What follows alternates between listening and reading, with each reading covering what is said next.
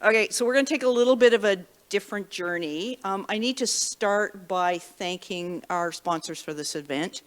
BioMaru is a company that's interested really in this intersection between infection and antimicrobial resistance.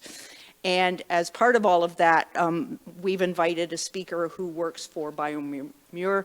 But, Cassia, where are you? So, there she is, over there. Cassie is kind of interesting because we trained in the same research group. I was a postdoc about 20 years ago and she more recently. Katarzyna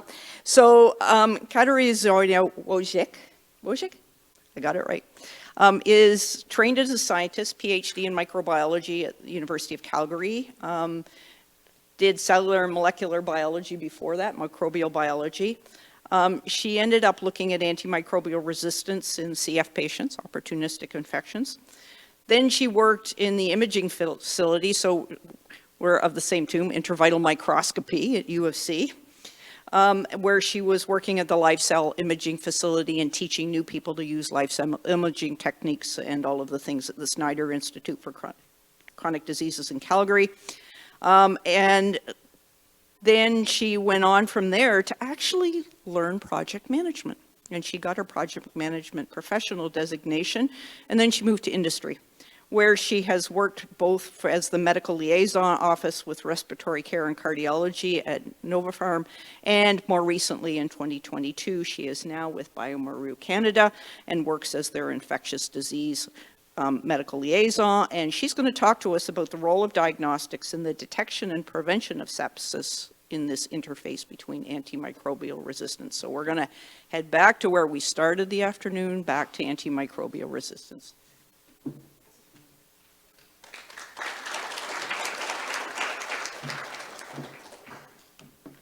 Well, I am very honored to be here, and thank you for that amazing introduction.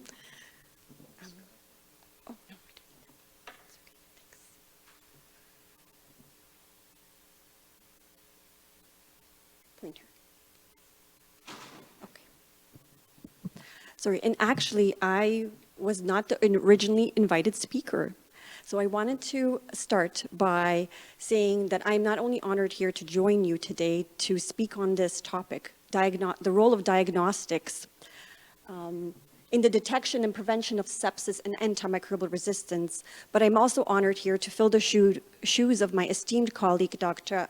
Andrea Prinzi. Sorry, I'm just going to adjust my microphone.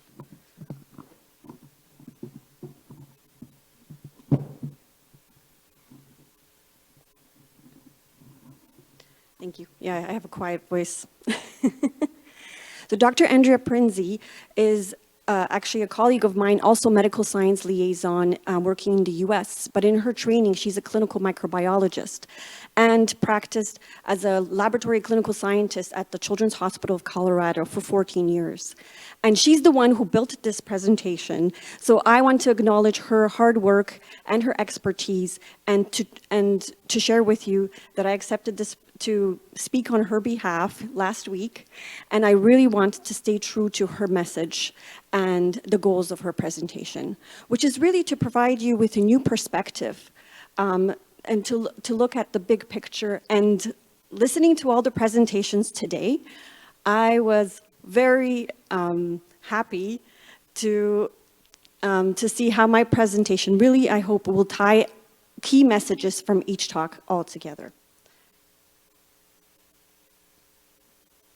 So of course, full disclosures, this is a presentation by an industry staff member.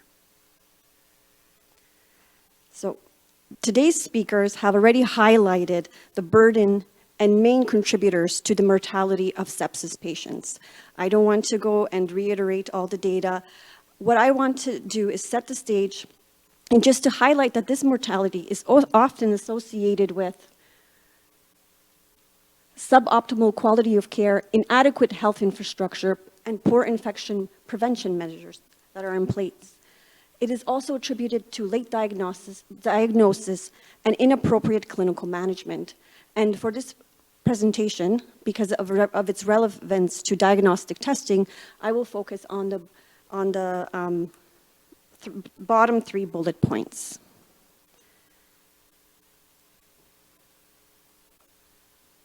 Sorry, I'm getting the hang of this clicker. So this data has already been shared with you by speakers earlier today. It is the Lancet publication from 2020. I've pulled out some data just to show you that the top leading causes, which really speaks to the like complex etiology of this disease.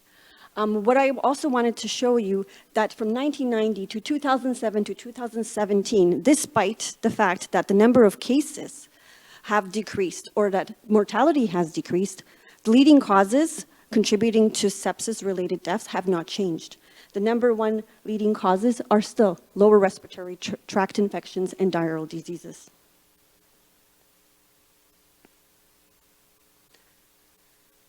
Furthermore, even in the hospital where we usually encounter the most resourced, highly trained staff and best structured infection prevention practices, sepsis can still be exceptionally deadly. I'm not going to take you through all these stats because I know you are very familiar with them, but I just wanted to emphasize that in the United States, sepsis is still the leading cause in the ICU, despite the fact that the sepsis patients take up the least number of deaths. Furthermore, more than half of these cases are preventable through appropriate infection prevention measures. They're preventable. And I'm sure clinicians who are faced with the task of making those hard decisions find this very frustrating. You are, like, when you are treating that patient, and I'm not a clinician, so I'm just speaking to Dr. Andrea Prinzi's experience, which, by the way, is also a sepsis survivor herself. You are under immense time pressure, and you're having to make very fast decisions that impact a patient's life without having the data you need to make those decisions. So what can we improve? What can we do to help you? How can diagnostics help?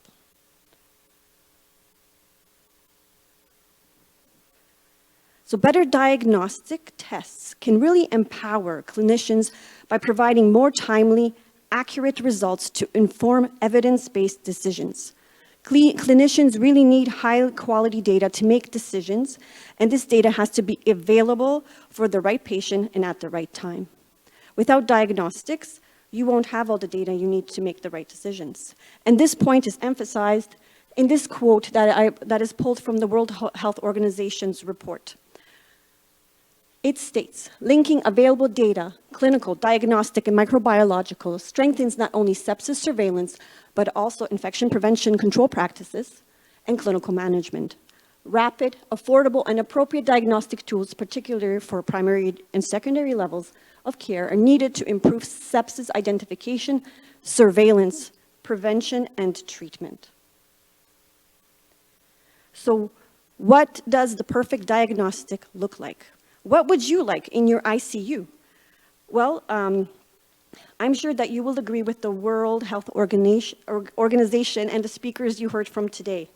Really, the timely diagnosis of sepsis critically increases the chances of patient survival and is a pillar of quality of care in the clinical management of sepsis. So number one, we require a diagnostic that rapidly identifies pathogens broadly. So would it be amazing if one test at the same time could identify the bacteria and the virus that are co-infecting your patient? It needs to be highly sensitive and specific. It needs to guide antibiotic use. So would it be wonderful if that diagnostic not only gave you information on the identification of your organism, but also can tell you what antimicrobial resistance genes you have that are being expressed by those organisms. This diagnostic needs to also be readily available or accessible. So I skipped to a lower point, but also use readily available clinical samples that do not require processing or culture. So wouldn't it be wonderful if we could just test straight from blood?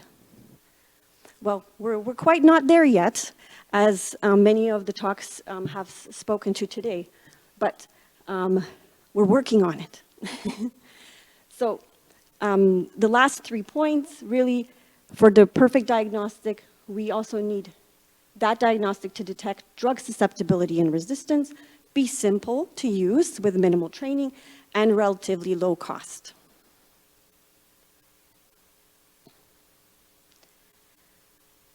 So the development of a perfect diagnostic is, of course, complicated by the looming crisis of antimicrobial resistance, or AMR, and this data has been covered in an earlier presentation. Thank you, Dr. Daneman, for doing a really detailed outline of this study. So essentially, what I want to say here is that sepsis and AMR are inextricably linked. So how can we fight the spread of AMR? Well, the World Health Organization, whoops, the slide didn't change, recommends the following priority areas. In fact, we need to optimize infection prevention and control. We need to prevent infections through vaccinations. We need to reduce exposures to antibiotics unrelated to treating human diseases. So we need to take more of a One Health approach. And these actually overlap very much so with our federal action plan here in Canada. We need to minimize unnecessary antibiotic use through improved laboratory infrastructure and testing, and maintain investment in antibiotic pipeline, improving access to second-line antibiotics. And I just wanted to put a star by the fact that we really, in diagnostics, we can help you by improving access to better tests and quality data. So before I dive into the literature on the diagnostics, I would like to step back and reflect on a bit of diagnostic theory and explain the current testing landscape. So you are practicing medicine and science in a time when methodologies are amazing. The presentations today really speak to that. But conditions are very complex. This, on the slide, is one of Dr. Prinzi's, favorite quotes from Dr. Sir William Osler, who is a Canadian physician, who was known to have said, "Medicine is a science of uncertainty and an art of probability." Diagnosing disease is truly a balancing of probabilities. It is imperative to understand that what informs this is testing, and really, there is no perfect test. The diagnostic that generates the result is only a marker on your patient map, which you can use as a guide to a more informed decision. So notably, there is a lot of data to support actually the use of diagnostics to inform clinical decision making, but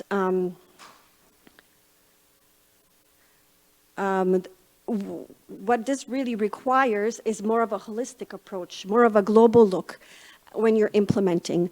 So what Dr. Prinzi really wanted to say here is consider the full clinical picture.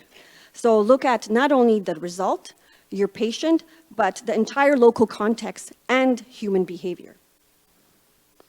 So indeed, the changing medical landscape has urged us to consider more dynamic approaches to diagnosing and managing disease.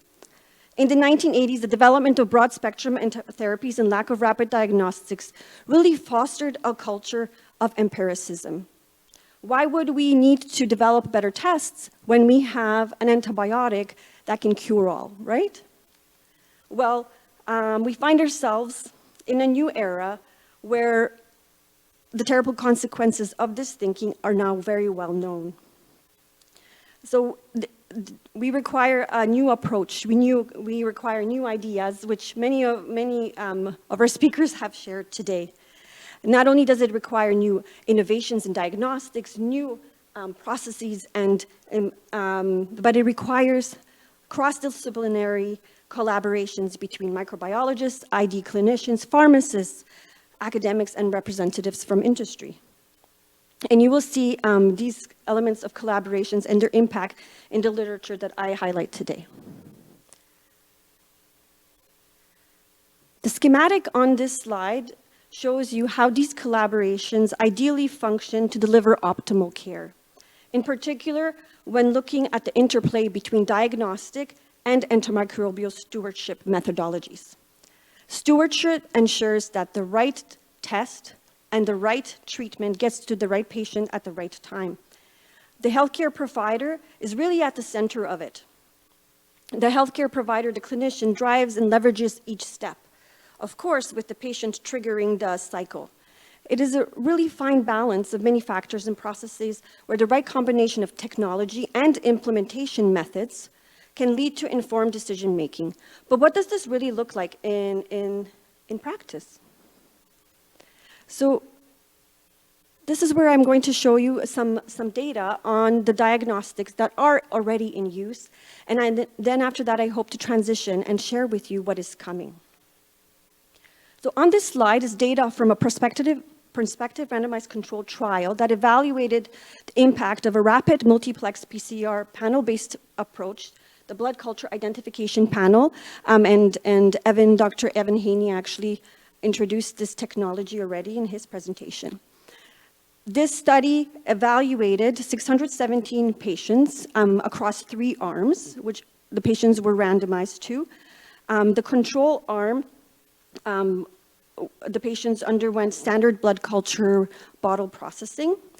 In the second arm, and sorry, my pointer is not working very well, the patients were tested with rapid multiplex PCR approaches in combination with the results being reported with templated comments. And in the third arm, the patients' positive blood cultures, and these were adults at the Mayo Clinic.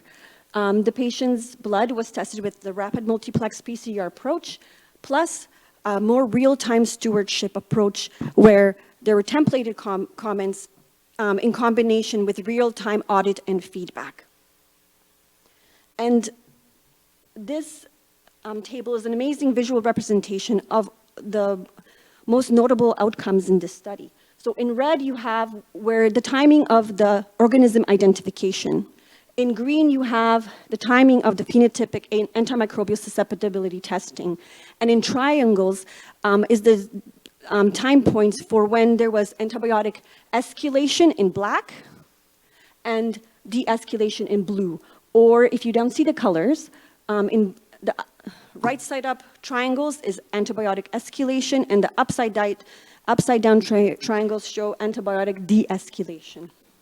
So I think right away you realize that the data shows upon implementation of a rapid diagnostic, this multiplex PCR approach, immediately you decrease time to organism identification, and in this case, the clinicians were able to escalate antibiotic therapy almost immediately right after organism identification. This panel not only includes bacterial and fungal pathogens, but AMR genes. The other thing that is really to take away from here is templated comments on the for reporting is not enough for to get the best outcomes from an antimicrobial stewardship intervention. Really, to get significant improvement in outcomes, you need to have real-time audit and feedback in addition to those templated comments. So the other notable finding in this study is that to see a significant decrease in time to de-escalation antibiotics, you need a full antimicrobial stewardship program in place. That was shown in adults. Similar benefits of rapid multiplex approach have been observed for children, and this study actually comes from the Children's Hospital of Colorado. Dr. Prinzi worked at this hospital at the time of this study. They evaluated whoops.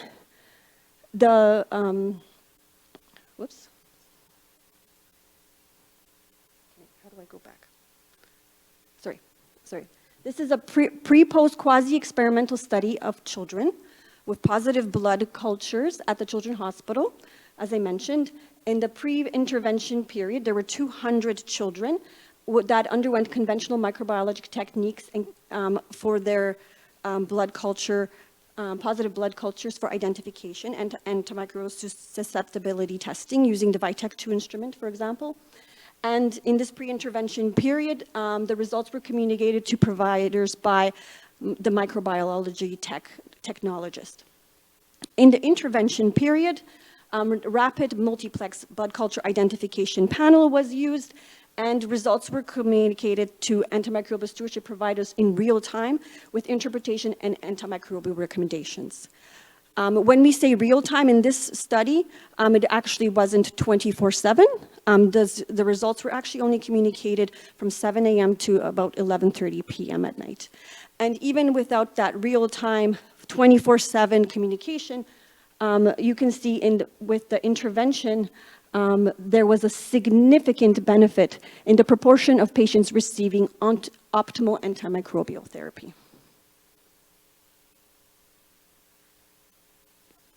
So this benefit, in combination with antimicrobial stewardship, is not just seen for molecular or genotypic approaches. It is also shown with the use of a MALDI-TOF mass spec approach in combination with antimicrobial stewardship. This is an older study, and this visualization here shows you the timing of the testing. So you have the pre-intervention study where there was no MALDI-TOF, so you're looking at plating techniques in combination with a rapid AST method, VITEC2. And in the intervention group, you're looking at the addition of MALDI-TOF. And both arms had a stewardship intervention.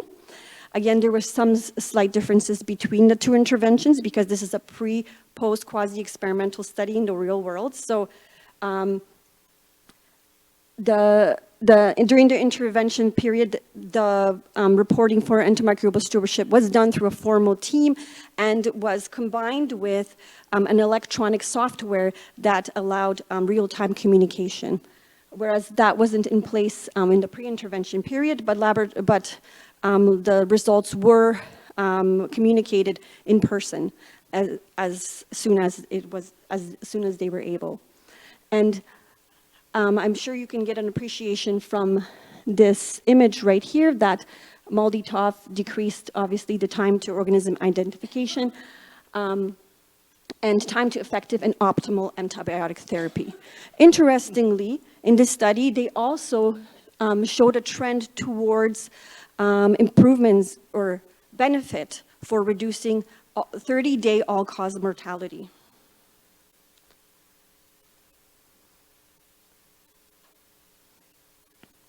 So since the publication of this notable study by Huang on the previous slide, that was the first study we're using a rapid diagnostic to actually show somewhat of a mortality benefit. Many other studies have been done with various different rapid diagnostics. But most of these studies are real world, using historical controls, right? So they're using retrospective comparators. Or many of these studies don't even have a control arm, believe it or not. So the quality of the evidence is not there. So what we can do is actually take a closer look in a systematic review and meta-analysis. And here, this is a systematic review meta-analysis of 21 studies with about 14,515 patients. Done, just recently published and focusing on the implementation of MALDI-TOF for identification of pathogens from positive blood cultures. And across these studies, and with the caveat that they all have different stewardship interventions, there's no standardized programs or processes. Even with those caveats, we do see a significant reduction in mortality of about 23%. Furthermore, there are significant reductions to time to effective antibiotics and time to pathogen identification, which are the top two lines in this table right here. These findings are actually reinforced by even a larger systematic review and meta-analysis by Timbrook and colleagues. And what's interesting about this analysis is that it doesn't just look at multiplex PCR, it doesn't just look at MALDI-TOF. It actually combines all of the rapid diagnostics that can provide an organism identification in less than 24 hours. So you're looking at multiplex PCR, MALDI-TOF, as well as PNA FISH approaches. There's 31 studies and about 5,290 bloodstream samples from patients with bloodstream infections. And what this box plot shows you is the outcomes of comparing these pooled molecular rapid diagnostic tests to conventional testing. And at the top you have all the studies with an ASP program compared to studies without an ASP program at the bottom. And it doesn't matter if you have an ASP or not. It does trend towards the use of a rapid diagnostic test. So regardless of the type of test and whether or not you have an antimicrobial stewardship program in place, there are mortality benefits. And one interesting fact, which is the last bullet point, and my pointer is not working, is that this overall analysis showed that you would only need to use MR, so molecular rapid diagnostics would only need to be used in approximately 20 patients with bloodstream infections to prevent 1 death within 30 days.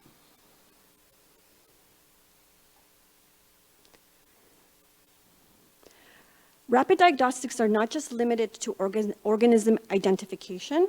New tests for rapid phenotypic susceptibility testings are actually already in use and in development. I know that Dr. Haney actually was talking about those blood culture plates. So one of the rate limiting steps to doing antimicrobial susceptibility testing is the actual culturing and the need for a colony. So there are smudge plate techniques that can give you an isolated colony in 6 to 8 hours. On the slide, you see the disk diffusion assay. There are UCAST and CLSI standards where you can get an AST result or antimicrobial susceptibility result in 6 to 8 hours for certain organisms. Furthermore, there are commercial platforms that you're already familiar with, like FIDEC2 and Phoenix Systems, but there's also different approaches using microscopy, cell morphology, metabolomic profiles of the organisms that can actually be used to provide an AST result in a very short time frame. And many of these are actually being developed and evaluated or very close to coming to the market in Canada. Additional tests were already covered in high detail, so this is where I just wanted to acknowledge all the hard work that's been done towards developing biomarkers or genetic profiles for risk to develop risk algorithms in humans. But of course, we can, I think, all acknowledge the fact that the performance and outcomes data for these types are very mixed, and it's really hard in implementation. So to tie it all together, I hope that the data I have reviewed so far gives you an appreciation that rapid diagnostics are very close to meeting that criteria for giving you that fast result or high quality result, and where in combination, so they can't achieve good clinical outcomes alone, right? It has to be done in combination with great stewardship efforts and infection prevention measures. And really, it requires collaboration and an understanding of all the relationships across the continuum of all the main points that were covered today.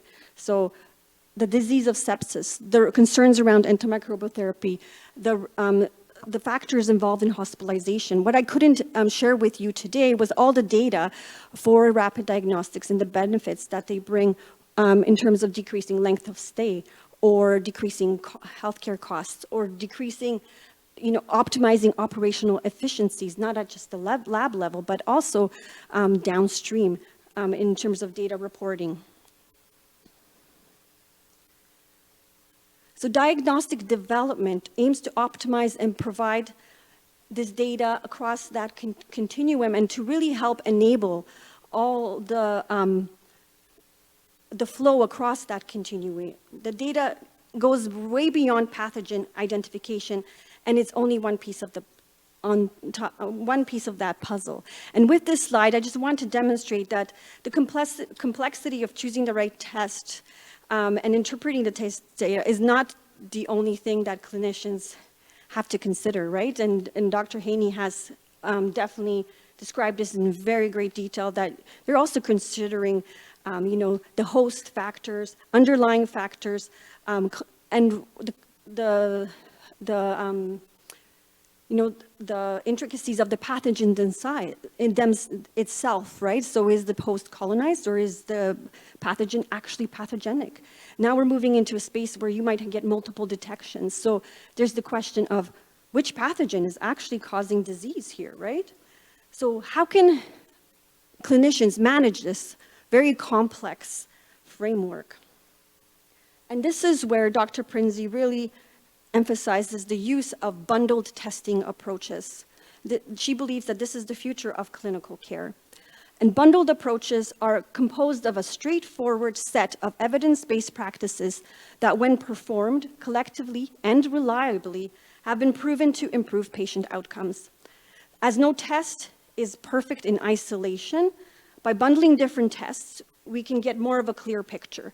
So wouldn't it be fascinating if we can take Dr. Haney's test, combine it with the MALDI-TOF and BCID panel, and as well as what is shown on these slides, the omics approaches, right? So really, the genomics, proteomics, and the proteogenomics profiles of patients that we use to really understand what is going on, right? What is really causing and the outcomes that we see in front of us in the ICU. So the future of sepsis management holds many possibilities, but we are not quite there yet in the implementation of these bundles, or in putting all the pieces together to really optimize how this is used in the real world. And this is where we turn to the World Health Organization and the CDC for guidance. What can we do now, right? What can we do now, and what is truly the need? So the World Health Organization tells us that we need to ensure that clinical information is linked to microbiological results. We also need better tools to assess sepsis identification and management. We need new diagnostic biomarkers, so don't get discouraged. Keep at it, because maybe it's not one marker that's the solution, right? We're complex human beings. There's probably a whole cocktail of those biomarkers that we need to put together to predict risk. And we put that together with really amazing, affordable tests, hopefully, in a point of care adaptability. So wouldn't it be fascinating to be able to have that result at the bedside when you're there with the patient, and really to be able to act quickly? And what is needed for this, more from an operational, practical standpoint, the CDC tells us we need the hospital leadership to be committed. So what does this mean? They need to allocate budget. They need to allocate resources. They need somebody accountable. And in practice, at least from talking to amazing experts like yourself, what I've learned is that there's usually huge accountability in operating a lab, because there's a set budget, there's set processes, there's strict criteria for how quality needs to be maintained, and they need to be able to meet the demands of the volume of the samples that come in. But who owns the process once the results come from the lab? Who owns that process, right? Once the results go out to the providers, to the ASP pharmacists. I don't know. Do you? And next, in the words of Dr. John Connolly, actually last year at our AMR symposium, we need to take action. We are really great at generating evidence, but we need to be able to take that evidence and implement it into practice. And lastly, we need to get better at surveillance and reporting our data, and we need to educate all stakeholders that are involved in managing sepsis patients and fighting AMR. So to end, I want to emphasize a key message from William Osler.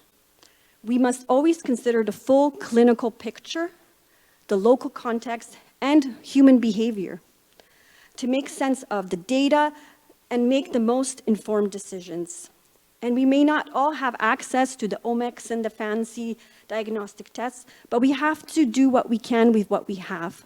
So it's good to take a step back and see, what can I do better? Maybe it's to walk over to my ASP pharmacist and just have a conversation. So to emphasize Dr. Prinzi's message here, please consider the big picture, focus on implementation, and be dynamic. And in summary, sepsis and AMR, antimicrobial resistance, are inextricably linked and a large global burden. Diagnostics play a significant role in sepsis management, and sepsis is a complex disease that requires a complex solution, and bundled approaches are needed to fully address this complexity. Diagnostics are not perfect, and many advances in the tech world will hopefully optimize gaps. Your ideas can help optimize performance and clinical implementation, but most importantly, special attention should be paid to accessibility, cost, and developing tests that are available at point of care. Lastly, all of this will lead to and ensure that the quality results are available in a timely manner and available to all. So with that, I would like to say thank you and open up. Thank you for your attention and open up to questions. And Dr. Prinzi has also put her contact information here if you have any questions.